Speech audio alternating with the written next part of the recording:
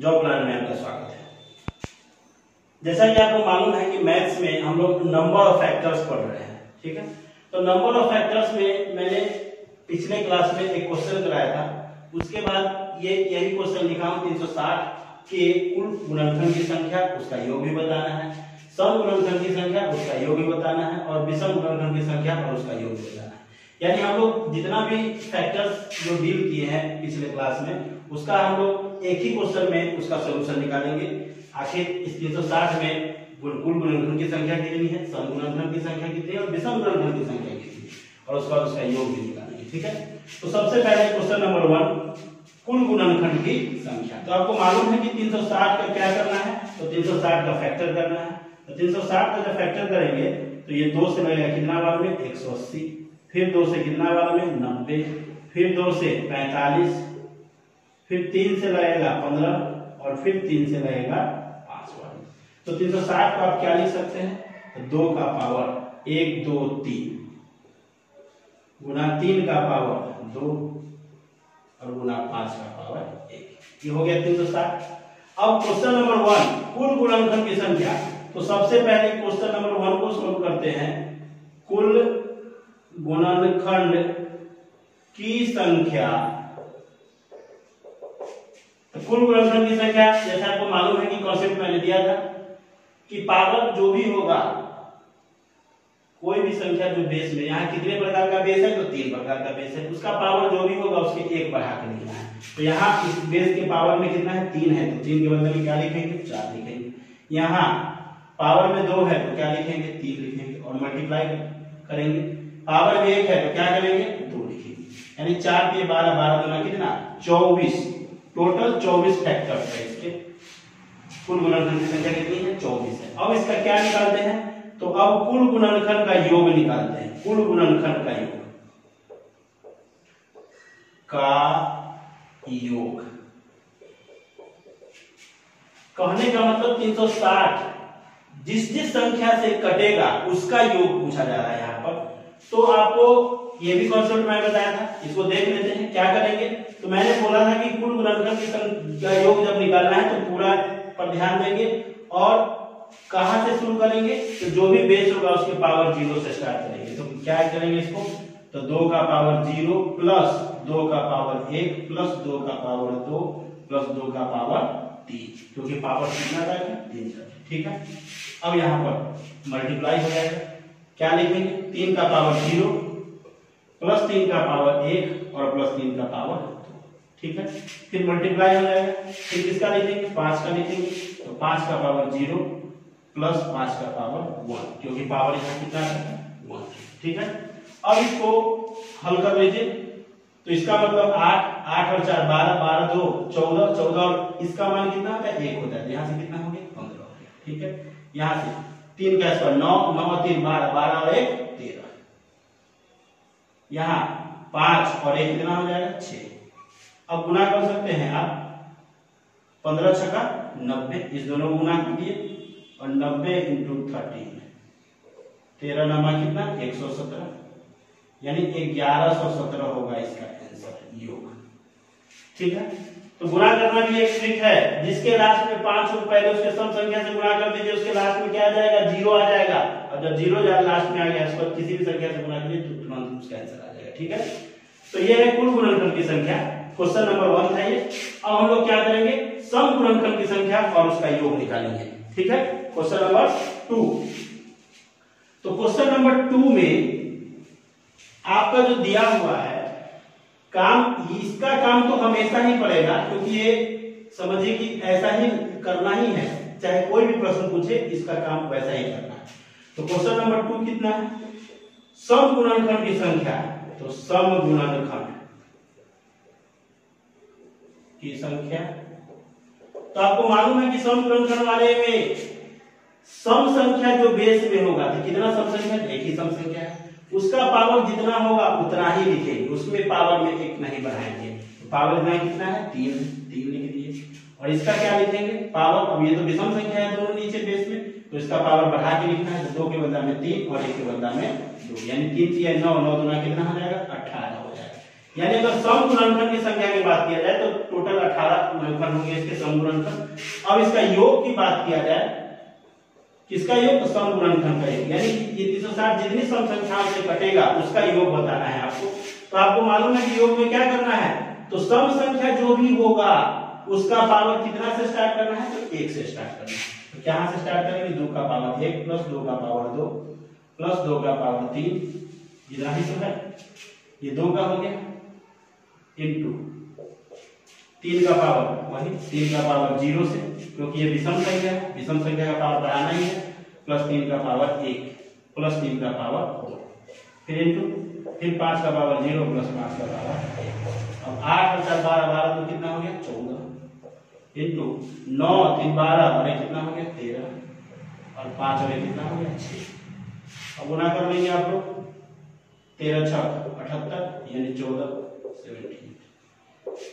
आपको टेबल तो आता ही होगा 14 का, 14 × 112 का 2 हासिल कितना हो गया? 11, 14 से 98 और 109, यानी इतना आंसर होगा योग।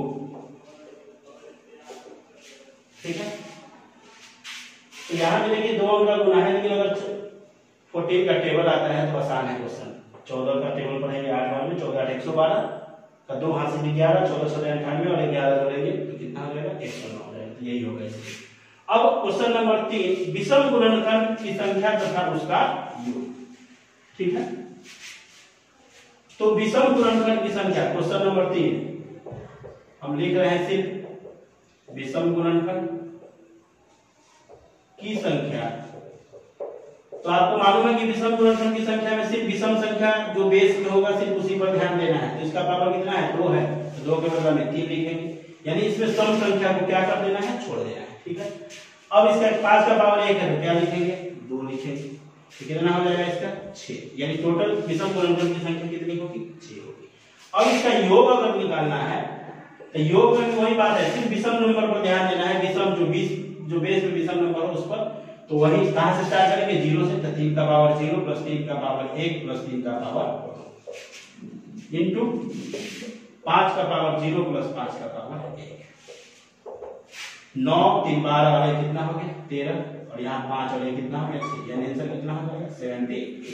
यानी 360 जितनी भी सम संख्याओं से कटेगा उसका योग कितना हो जाएगा? तो 78 हो जाएगा। ठीक है, तो आप एक ही प्रश्न में कुल गुणनखंड की संख्या, सम गुणनखंड की संख्या, विषम गुणनखंड की संख्या और उसका योग भी लिख चुके हैं। ठीक है, अब हम लोग अगला जो टाइप पढ़ेंगे वह पढ़ेंगे अभाज्य गुणनखंड की संख्या कितनी होगी। ठीक है, अब हम लोग अभाज्य गुणनखंड की संख्या निकालेंगे। क्वेश्चन कोई भी हो उसमें चाहे तो हम सम गुणनखंड, विषम गुणनखंड, कुल गुणनखंड और अभाज्य गुणनखंड सभी निकाल सकते हैं। तो यहाँ पर सबसे पहले हम लोग अभाज्य गुणनखंड की बात करेंगे। तो देखिए मैं यहाँ पर पिछले क्वेश्चन में नंबर दिया था, लेकिन यहाँ पर नंबर नहीं है, यहाँ पर पहले से ही किया हुआ है, तो और आसान है। क्योंकि अगर हम 360 300 इस प्रकार का अगर नंबर देते तो उसको इस फॉर्म में लिखना पड़ता है, तो यहाँ पर पहले से ही फॉर्म बना हुआ है, तो और आसान है क्वेश्चन अभाज्य गुणनखंड निकालना। तो आप क्या कीजिए, इसमें अभाज्य गुणनखंड निकालने समय अभाज्य गुणनखंड की संख्या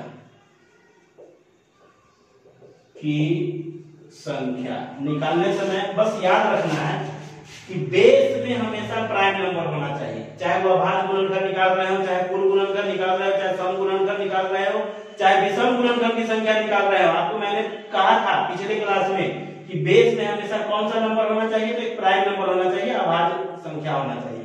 तो बेस में तो अभाज्य संख्या है। ठीक है, अब जब बेस में अभाज्य संख्या हो गया बस उसे पावर से मतलब है। तो यहाँ पर अभाज्य गुणनखंड निकालने समय बेस तो है प्राइम नंबर। अब यहाँ पर जो पावर है, पावर में कोई बढ़ाया नहीं जाता है, यहाँ पर पावर को सेम रखा जाता है, यानी पावर यहाँ पर अगर 7 है तो 7 ही रखेंगे। लेकिन एक काम और होगा, इसमें पावर तो सेम रखना ही है, प्लस पावर को इसमें जोड़ना है, पावर को गुना नहीं करना है। क्योंकि हम लोग टोटल कुल गुणनखंड, सम गुणनखंड, विषम गुणनखंड जब निकालते थे तो पावर को गुना करते थे, लेकिन यहाँ पावर को गुना नहीं करना है, पावर को जोड़ना है। तो पावर यहाँ 7 हो गया, यहाँ पावर कितना है? 10 है, यानी टोटल कितना हो जाएगा? 17। यही आपका आंसर होगा। यानी अभाज्य गुणनखंड, यानी ये जो संख्या है ये कितनी अभाज्य संख्या से कटेगा? तो 17 अभाज्य संख्या से कटेगा। अगर एक और क्वेश्चन मैं आपको दे दूं यहाँ पर, जैसे लिख दो यहाँ पर 8 का पावर 4 गुने 15 का पावर 6 गुना 7 का पावर 10 में अभाज्य गुणनखंड की संख्या, अभाज्य गुणनखंड की संख्या। ठीक है, तो जब अभाज्य गुणनखंड की संख्या यहाँ पर आप निकालिएगा तो आपको मैंने कहा है कि बेस जो होगा एक प्राइम नंबर होगा, तो 8 को हम क्या लिख सकते हैं बेस में, अगर 8 का गुणनखंड करें तो लिख सकते हैं 2 का पावर 3। तो इसको अगर लिखेंगे 2 का पावर 3 और पावर पहले से कितना है 4। ठीक है, ये तो 2 का पावर 3 8 के बदले में होगा और ये पावर पहले से। 15 को क्या लिख सकते हैं, तो 3 गुना 5 पावर कितना 6 गुना 7 का पावर 10। अब तो बेस हो गया। ये तो आपको मालूम ही होगा कि a गुना b का पावर अगर m हो तो इसको हम लिख सकते हैं a का पावर भी m और गुना b का पावर भी m, यानी दोनों अलग अलग संख्या है और पावर दोनों के ऊपर m है तो दोनों को अलग अलग भी पावर लिख सकते हैं। तो बताइए यहाँ पर कितना हो जाएगा, 2 का पावर ये हो जाएगा 4 या 12, क्योंकि जब ऐसे ब्रैकेट में हो तो दोनों पावर मल्टीप्लाई हो जाता है 12 हो गया। इसको लिख सकते हैं 3 का पावर 6 गुने 5 का पावर 6 और गुना 7 का पावर 3। अब तो आ गया बेस कितने प्रकार का हो गया, यहाँ बेस 4 प्रकार का हो गया और पावर आपको दिख रहा है। अब क्या करेंगे अभाज्य गुणनखंड की संख्या निकालने समय, और इसको योग जोड़ देंगे। तो यहाँ पर संख्या किसकी संख्या, तो अभाज्य गुणनखंड की संख्या निकालने के समय पावर 12 तो 12 ही लिखेंगे। यहाँ पावर 6 है तो प्लस अब करेंगे प्लस 6 प्लस 1, यानी कितना हो जाएगा 12 से 18 18 से 24 24 और 10 कितना हो जाएगा 34 का आंसर कितना होगा 34। ठीक है, अब हम लोग एक ऐसा प्रश्न करेंगे जिसमें टोटल निकालेंगे, प्राइम फैक्टर्स भी निकालेंगे, सम फैक्टर्स भी निकालेंगे, इवन फैक्टर्स यानी सॉरी इवन फैक्टर्स भी निकालेंगे, ऑड फैक्टर्स भी निकालेंगे और टोटल फैक्टर्स भी निकालेंगे। ठीक है, तो हम लोग अगले प्रश्न की ओर चलते हैं। तो अगला प्रश्न जो है वह यह है कि ये 13 का पावर 2 7 गुना 7 का पावर 5 गुने 15 का पावर 8 के अभाज्य गुणनखंड की संख्या निकालना है। तो अभाज्य गुणनखंड की संख्या आपको मैंने कहा है, अभाज्य गुणनखंड को हम लोग प्राइम फैक्टर्स भी कह सकते हैं, प्राइम फैक्टर्स इंग्लिश नेम है इसका।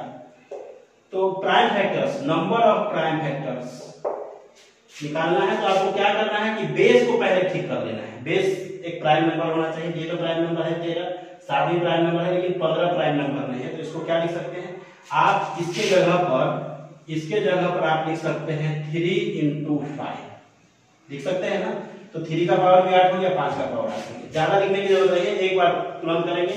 तो जानते हैं इसका पावर 2 है तो 2 ही लिखेंगे, प्लस इसका पावर कितना है 5 है तो 5 ही लिखेंगे।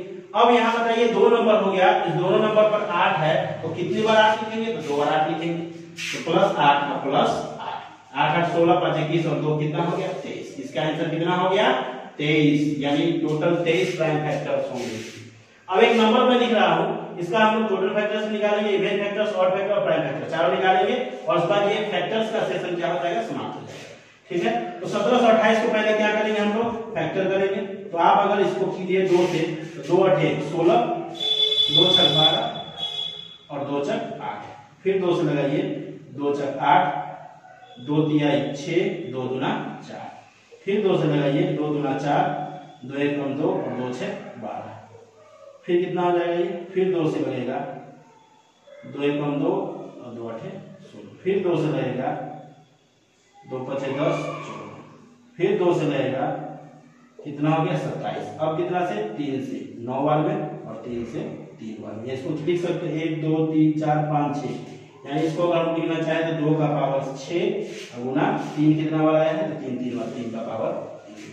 ठीक है, अब टोटल फैक्टर्स निकालना है तो आपको मालूम है कि टोटल फैक्टर्स निकालने में टोटल पर ध्यान देंगे और पावर में कितना बढ़ा के लिखेंगे तो 1 बढ़ा के लिखेंगे, तो 6 है तो यहाँ कितना लिखेंगे 7 लिखेंगे, इनटू, क्योंकि प्राइम फैक्टर्स में सिर्फ प्लस करते हैं नहीं तो सब में क्या करते हैं मल्टीप्लाई ही करते हैं। पावर 3 है तो क्या लिखेंगे 4 लिखेंगे, यानी टोटल फैक्टर्स कितना हो जाएगा 28 हो जाएगा इसका आंसर। ठीक है, अब इवन फैक्टर्स में मैंने आपको बताया था सिर्फ इवन नंबर पर ध्यान देना है, और सॉरी इवन नंबर पर नहीं, इवन का पावर जो है सिर्फ उतना ही रखना है। तो इवन का पावर कितना है 6 है तो यहाँ पर 6 ही रखेंगे, इनटू और वाले को क्या करना है 1 बढ़ा के लिखना है, तो यहाँ 1 बढ़ा के 4 यानी कितना हो जाएगा 24। ठीक है। अब ऑड फैक्टर्स जब निकालना है तो सिर्फ ऑड पर ध्यान देना है, ऑड वाले में सिर्फ ऑड पर ध्यान देना है। तो ऑड वाले में पावर कितना है, यहाँ पर 3 है, तो पावर कितना लिखेंगे 4, इसका 4 ही आंसर हो जाएगा, ठीक है। अब प्राइम फैक्टर्स अगर निकालने लगे तो प्राइम फैक्टर्स में आपको बताया गया है कि बेस तो सब प्राइम नंबर ही है और पावर को क्या कर देंगे, ऐड कर देंगे। यहाँ पर पावर कितना हो जाएगा 6 + 3 यानी कितना हो जाएगा 9।